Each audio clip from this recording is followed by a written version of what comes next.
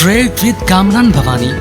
क्या आप stock exchange में इन्वेस्ट करके पैसा कमाना चाहते हैं तो हमारे ग्रुप को ज्वाइन करें।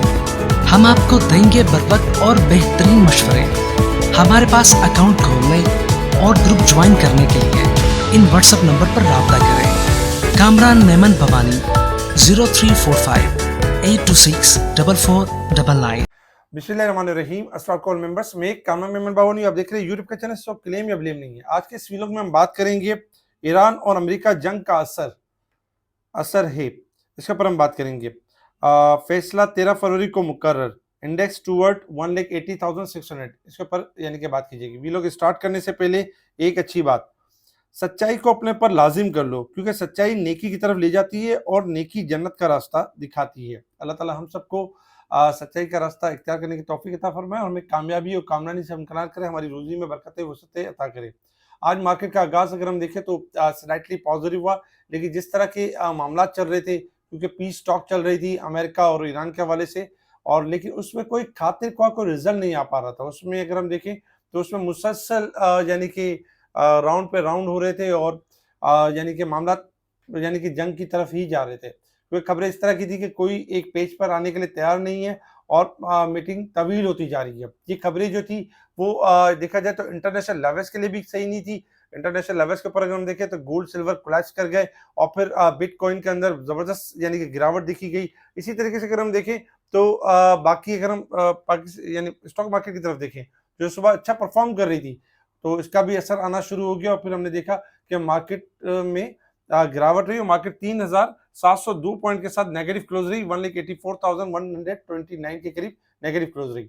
मार्केट में ईरान और अमेरिका के हवाले से खबरें तो चल रही थी, लेकिन साथ ही हमने देखा कि नेशनल बैंक के हवाले से भी एक नेगेटिव खबर मार्केट में चल रही थी, जिसकी वजह से नेशनल बैंक लोअर लोग लग जाता है और इसके पॉइंट्स भी अच्छे खासे बन जाते हैं। तो एक तरह से अगर हम देखें तो पैनिक में इजाफा रहा और फिर साथ साथ जो स्टॉक ओवरबॉट हो चुके थे, जो पिछले 6,000 पॉइंट की तेजी के अंदर जो अच्छा खासा बढ़ चुके थे, जिन्होंने करेक्शन नहीं की थी, जिसमें यानी कि ऑयल सेक्टर्स भी था, ऑटो सेक्टर्स भी थे, बहुत सारे स्टॉक्स ऐसे थे, साइड बोर्ड स्टॉक्स भी थे, तो उनमें हमने फिर गिरावट देखी और मार्केट के अंदर हमने देखा कि इस मौके का फायदा उठाते हुए वो स्टॉक्स करेक्शन करते हुए नजर आए, अपने आपको करेक्ट करते हुए नजर आए।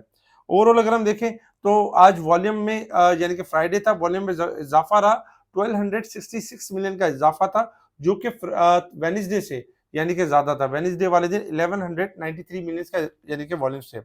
Top volume leader, top gainers, decliner आपके सामने है। सेक्टर वाइज पोजीशन अगर हम देखें तो आज टॉप पर automobile, property, sugars, side board sectors में इजाफा रहा, जबकि अगर हम मेन बोर्ड सेक्टर्स देखें तो आज सबसे ज्यादा जो नेगेटिव रहे वो कमर्शियल बैंक 1413 पॉइंट्स पार्टिसिपेट किया, oil and gas sectors, fertiliser, cement sectors, investment bank, power generation और बाकी सेक्टर्स ने भी स्लाइटली यानी कि पार्टिसिपेट किया। अगर हम वेडनेसडे का फॉरेन कॉर्पोरेट डेटा देखें तो उसमें फॉरेन कॉर्पोरेट यानी कि जो है वो सेलिंग साइड पर थे, फॉरेन इंडिविजुअल भी सेलिंग पर, जबकि ओवरसीज पाकिस्तानी बाइंग साइड पर थे। इसके साथ ही पाकिस्तान के अंदर individuals, banks, NBFC, other organisation, insurance selling side पर थे। बाइंग साइड पर अगर हम देखें तो कंपनीज, म्यूचुअल फंड्स और ब्रोकर्स, इनकी हमने बाइंग देखी मार्केट के अंदर, लेकिन ज्यादातर सेलिंग साइड पर थे।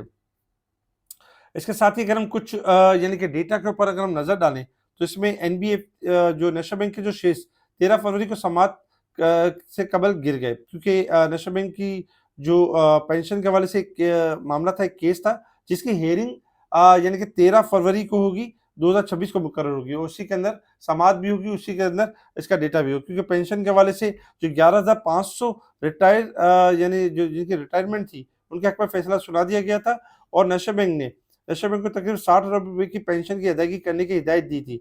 बैंक की जानिब से दायर एक के बाद नजरसानी की दरख्वास्त खारिज कर दी गई, जिससे असल फैसला बरकरार रहा। अब 13 फरवरी को फाइनली ये मामला तो होंगे, जिसकी वजह से इनकी यानी कि अर्निंग पर फर्क पड़ सकता है और इसी वजह से हमने देखा कि नेशनल बैंक जो टेक्निकली ओवरबोट था उसके इस न्यूज के आने के बाद करेक्शन करता हुआ नजर आया और अपनी सपोर्ट पे जाके रुका।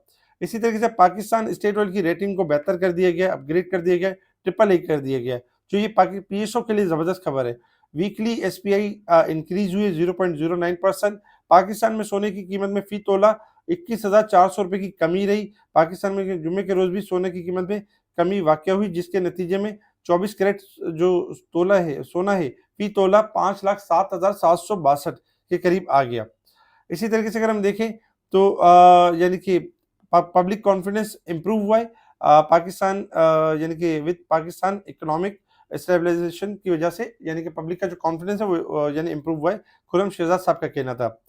इसके साथ ही जीएलपी की जो स्पॉन्सर्स ने पी6 की जो मुकर्रर करदा 700 रुपए पे जो बाईबैक की ऑफर है उसको एक्सेप्ट कर लिया है और अब ये 700 रुपए में बाईबैक होगा। हाला इंटरप्राइजेज ने अपना जो कंप्लीट कर लिया installation of imported air jet weaving machinery को जो है वो इंस्टॉलेशन जो थी वो कंप्लीट कर ली है। तो इससे इनकी ना सिर्फ यानी कि बिजनेस बढ़ेगा और काम भी अच्छा होगा और रनिंग भी अच्छी होगी। अच्छा, इसके साथ ही अगर हम देखें कुछ बोर्ड मीटिंग्स और कुछ रिजल्ट भी थे जिसमें लोड्स के 12.5% राइट शेयर यानी अनाउंस हो चुके हैं और ये अब आएंगे। इसी तरीके से एफसीआईबीएल की 23 पैसा ईपीएस रही, सीएसएपी की 3 रुपये 20 पैसे ईपीएस रही और 2 रुपये का कैश डिविडेंड रहा, जबकि ईपीक्यूएल का 1.25 कैश डिविडेंड, एमसीबी का 9 रुपये कैश डिविडेंड अनाउंस किया और बाकी अपकमिंग ये बोर्ड मीटिंग्स यानी कि इंशाल्लाह अनाउंस होंगी, जिसमें एकेबीएल भी है, मीज़ान बैंक भी है और पाक केबल भी है। अब बात करते हैं इंटरनेशनल लेवल्स के ऊपर कि मार्केट किस तरह परफॉर्म करेगी। इंटरनेशनल लेवल्स के ऊपर अगर हम देखें तो इस वक्त क्रूड ऑयल ट्रेड कर रहा है $62.96 के पास, 64 से यानी कि 64.30 तक यानी रेंज बाउंड परफॉर्म कर रहा है, 64 से लेके 62।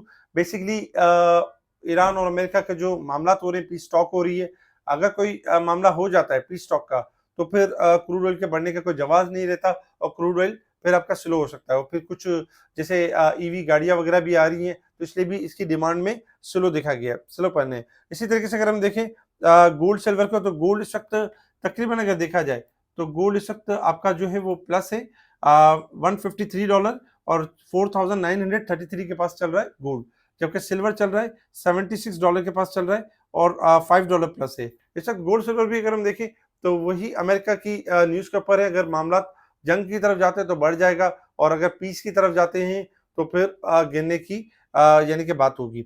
इसी तरीके से हम डॉलर इंडेक्स देखें तो मजबूती है $97 और 63 सेंट के पास परफॉर्म कर रहा है। एहतियात के साथ ट्रेडिंग करें और गोल्ड सिल्वर वैसे ही बबल बन चुके थे पिछले वीक के अंदर, काफी आपको बताया गया और आपको पहले से आगाही दे दी गई कि किसी भी टाइम ये बबल फट सकता है। और इसके बाद आपने देखा कि दुनिया भर में अब इस वक्त गोल्ड सिल्वर की बातें हो रही हैं और क्रैश की बातें हो रही हैं और मुसलसल क्रैश भी कर रहा है, तो इसको आप देख सकते हैं।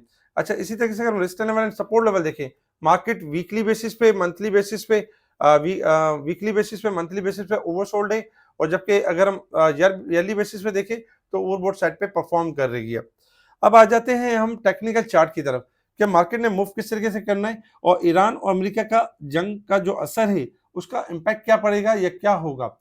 तो देखिए एक चीज तो ये है कि ईरान और अमेरिका का अगर मामला जैसे जंग की तरफ चले जाते हैं तो नो डाउट प्रेशर तो होगा और उसमें पहले भी ऐसा ही हुआ है कि मार्केट में जब ईरान और अमेरिका की जंग का जब असर था तो हमारी मार्केट के अंदर असर पड़ा था और इस न्यूज को हमारे बड़े प्लेयर्स कैश करते हैं। क्यों कैश करते हैं? क्योंकि टेक्निकली मार्केट अगर हम देखें तो मुसलसल बढ़ भी रही है, तो उसको इस तरह की जब खबरें आती हैं तो इन चीज़ों को कैश किया जाता है और उसको फिर यानी इंडेक्स के अंदर थोड़ा डिस्काउंट, इंडेक्स को थोड़ा करेक्शन इसमें लाई जाती है ताकि इंडेक्स दोबारा स्ट्रांग हो सके और मजबूत परफॉर्म कर सके। दूसरे नंबर पे ये कि अगर अमेरिका और ईरान की पीस की मामले से खबरें आ जाती हैं तब भी हमारी मार्केट में कोई मतलब खास नेगेटिव इम्पैक्ट नहीं आता, लेकिन ये कि मार्केट हमारी जो चल रही है वो अपने फंडामेंटल पे चल रही है, अपनी न्यूज़ के ऊपर चल रही है, हमारी ग्रोथ के ऊपर चल रही है। तो ईरान और अमेरिका की जंग के हवाले से बहुत ज़्यादा पैनिक या प्रेशर में ना आए। अगर आपके पास होल्डिंग है तो आप होल्ड रखें और प्रेशर में लिवरेज एंड फ्यूचर पे काम ना करें। कोशिश ये करें कि अपने कैश जिनमें प्रॉफिट और प्रॉफिटिंग के लिए कैश को थोड़ा रखें ताकि अगर कोई इस तरह की अनसर्टेनिटी अपॉर्चुनिटी मिलती है तो उसमें आप फिर बाइंग कर सकेंगे, उसमें आप पोजीशन बना सकेंगे। फैसला जो 13 फरवरी को होगा ये नेशनल बैंक के हवाले से, तो इसका भी जैसे मामला अगर क्लियर हो जाता है तो फिर इंशाल्लाह बैंक के वापस अपनी करेक्शन मुकम्मल करने के बाद रिबाउंड हो जाएगी। Index toward 1,80,600। जी बिल्कुल, इंडेक्स जो है आज हमने देखा कि इंडेक्स 1,88,000 से मार्केट आपकी आ गई 1,83,000 तकरीबन देखा जाए तो मार्केट ने आज लो बनाया 1,83,500 का लो बनाया और मार्केट ने वहां से बाउंस बैक भी लिया। अब टेक्निकल चार्ट के ऊपर अगर हम देखें तो टेक्निकल चार्ट के ऊपर ये सारी चीजें क्लियर होंगी। देखिए टेक्निकल चार्ट के ऊपर वेडनेसडे वाले दिन तक ट्रायंगल ब्रेकआउट था और लेवल था कि मार्केट अगर इस लेवल को बरकरार रखेगी तो मार्केट मूव कर जाएगी अपसाइड की तरफ, रैली करेगी और रैली करनी भी थी। लेकिन चूंकि मार्केट ने स्टार्टिंग में ही ट्रायंगल ब्रेक कर दिया और उसके बाद फिर हमने देखा कि मेन सपोर्ट 1,86,600 जो कि बताई गई थी उसको ब्रेक कर दिया मार्केट ने। इसी वजह से हमने देखा कि मार्केट के अंदर प्रेशर भी जनरेट हुआ और मार्केट ट्रायंगल से बिलो ट्रेड कर रही है। अब चूंकि मार्केट ट्रायंगल से बिलो ट्रेड कर रही है, इसका मतलब ये कि मार्केट के पास सपोर्ट है 1,83,500। अगर मार्केट इस लेवल को ब्रेक करती है तो नो डाउट मार्केट 1,80,000 या 1,77,000 के दरमियान भी मार्केट अपने आप को मजीद करेक्ट कर सकती है। लेकिन हमें क्या करना चाहिए, हमें एहतियात बरतनी चाहिए, हैवी क्वांटिटी के साथ काम नहीं करना चाहिए, जिसमें जहां अच्छा मौका मिले प्रॉफिट टेकिंग करनी चाहिए और एहतियात के साथ ट्रेडिंग करनी चाहिए। हमारा जो रेजिस्टेंस लेवल होगा वो यही होगा कि 1,85,800 का लेवल ब्रेक करके सस्टेन करेगी तो मार्केट मजीद ऊपर की तरफ जाएगी, अदरवाइज मार्केट के अंदर प्रेशर रह सकता है। हाँ, अगर कोई खबर आ जाती है पी स्टॉक की तो मार्केट इस ट्रायंगल को ब्रेक करके ऊपर की तरफ भी जा सकती है। फिलहाल सपोर्ट लेवल 1,82,000 और 1,79,000 यानी कि 1,80,000 के करीब है। इसके अलावा जो बाइंग एरिया होंगे 1,83,500 और सेकंड लेवल होगा 1,80,500 और रेजिस्टेंस लेवल 1,85,800 और 1,87,700 होंगे। कोशिश करें कि एहतियात के साथ ट्रेडिंग करें और फिलहाल हेवी वॉल्यूम के साथ लेवरेज के साथ काम ना करें। इसके अलावा बहुत सारे स्टॉक्स के बारे में पूछा गया कमेंट्स के अंदर, बहुत सारे स्टॉक्स आपके ओवरसोल्ड है, बहुत सारे स्टॉक्स आपके ओवरबोट भी हैं जिनमें अब भी हाई सेट पे परफॉर्म कर रहे हैं। जैसे बहुत सारे स्टॉक के अंदर करेक्शन लेना अभी भी बाकी है, जैसे ऑटो सेक्टर हो गया या डिफरेंट स्टॉक्स हो गए। जो समीर और अब्दुल रहमान इस हवाले से व्लॉग भी बना रहे हैं, आपको अपडेट भी करें और हमारे ग्रुप में ये कॉल्स भी दी जा रही है कि ये स्टॉक्स ओवरबोट हो गए और इनसे दूर रहें या इन स्टॉक के पास रहें या ओवरसोल्ड के ऊपर हैं। कोशिश करें कि ओवरबोट स्टॉक के अंदर काम ना करें और एहतियात के साथ ट्रेडिंग करें।